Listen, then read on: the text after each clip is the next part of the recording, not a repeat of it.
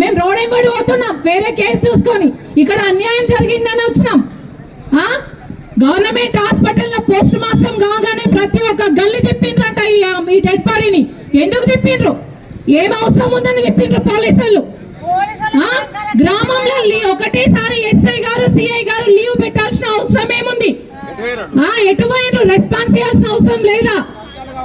ఎవరు అడగరా? గ్రామంలో అధికారులు దయచేసి ఒకటే నేను వాళ్ళని అడుగుతున్నా, గ్రామంలో అధికారులు ఎవరైతే ఉన్నారో ఒక ఆడబిడ్డ తరఫు నుంచి వచ్చి దయచేసి వాళ్ళ తరఫు నుంచి దిక్కులేని అమ్మాయి మనమందరం ఉన్నాం, దయచేసి అడగాలని నేను మనస్ఫూర్తిగా కోరుకుంటున్నా. ఈమెకి అన్యాయం జరిగింది, ఇద్దరు చిన్న పిల్లలు ఉన్నారు, ఆ పిల్లలకి న్యాయం చేయాలా?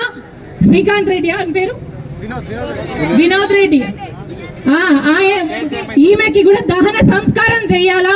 పిల్లలకి ఆధీనం చూపియాలా? మేము అదే కోరుకుంటున్నాం. దయచేసి రేపు ఎలక్షన్లు వస్తాయి, ఎలక్షన్లు వచ్చినప్పుడు వస్తారు గల్లీలలో, చిన్న చిన్న గల్లీలలో వాడు వస్తారు, అమ్మ ఓటేయండి అదేయండి ఇదేయండి అని వస్తారు. మీరు దర్పల్లి గ్రామంలో ప్రతి ఒక్కరు తెలుసుకోవాలా, ఆ రోజు ఆ మహిళకి న్యాయం జరగలేదు, ఈ రోజు ఎందుకు వచ్చిందని మొహం మీదనే అడగండి. అధికారులు ఏం చేస్తున్నారు? అధికారులు లేని ప్రతి ఒక్క ఇంటి మహిళ ప్రశ్నించాలా. ఇది బొట్టు పెట్టి పసుపు పొట్టు ఇస్తానే పేరంటం కాదు, ఒక మహిళకి అన్యాయం జరుగుతుంది. ఇంతకంటే ఎక్కువ మేమేం చెప్పలేము. ఈ మహిళ నుంచి మేము NHRPF నుంచి మేము పోరాడతాము. మాకు సహకరించి దర్పల్లి గ్రామంలో వచ్చి మాతో పాటు ఇంకా కొంతమంది మహిళలు సహకరిస్తే బాగుంటుందని కోరుకుంటున్నాం.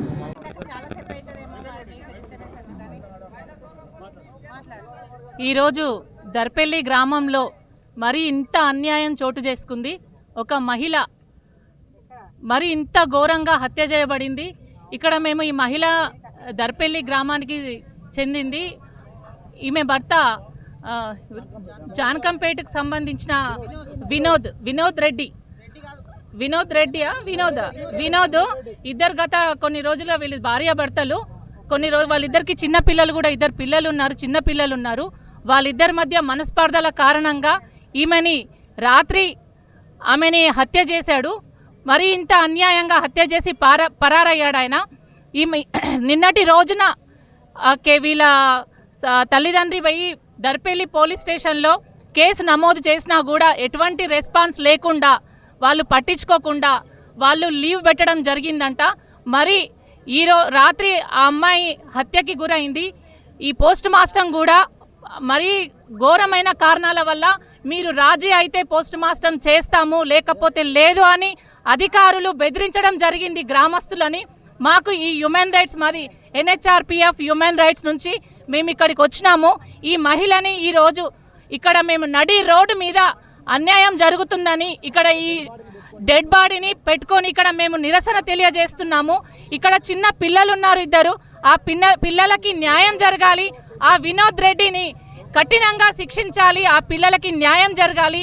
ఈరోజు దర్పల్లి గ్రామస్తులు మొత్తం ఇక్కడ కటారు కట్టి తీర్పు కోసం ఎదురు చూస్తున్నారు. అధికారులు వెంటనే వాళ్ళ లాభాలు చూసుకోకుండా అధికారులు వెంటనే వినోద్ రెడ్డిని శిక్షించి అమ్మాయికి న్యాయం జరగాలి, ఆ పిల్లలకి కూడా న్యాయం జరగాలి అనేసి దర్పల్లి గ్రామస్తుల తరఫున మేము NHRPF హ్యూమన్ రైట్స్ తరఫున ఒక సాటి మహిళగా మేము ఇక్కడ కోరుకుంటున్నాము.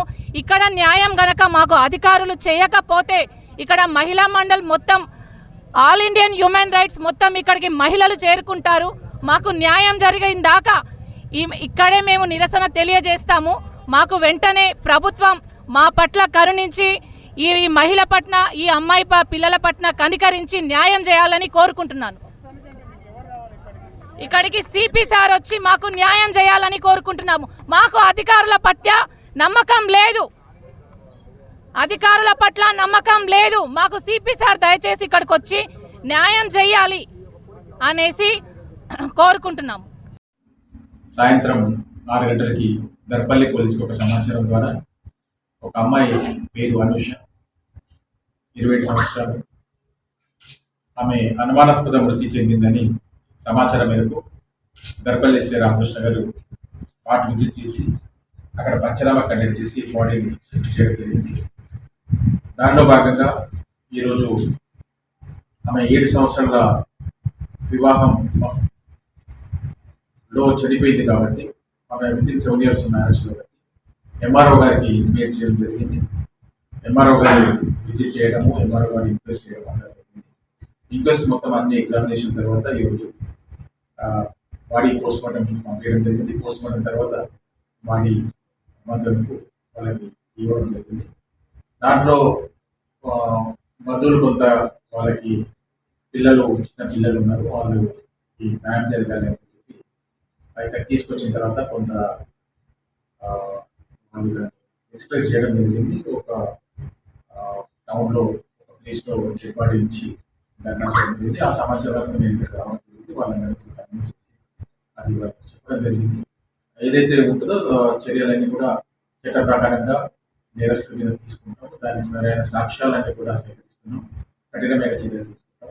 వాళ్ళందరికీ ఎవరైతే విక్టిమ్స్ ఉన్నారో వాళ్ళకి అన్నింటినీ న్యాయం చేస్తారు.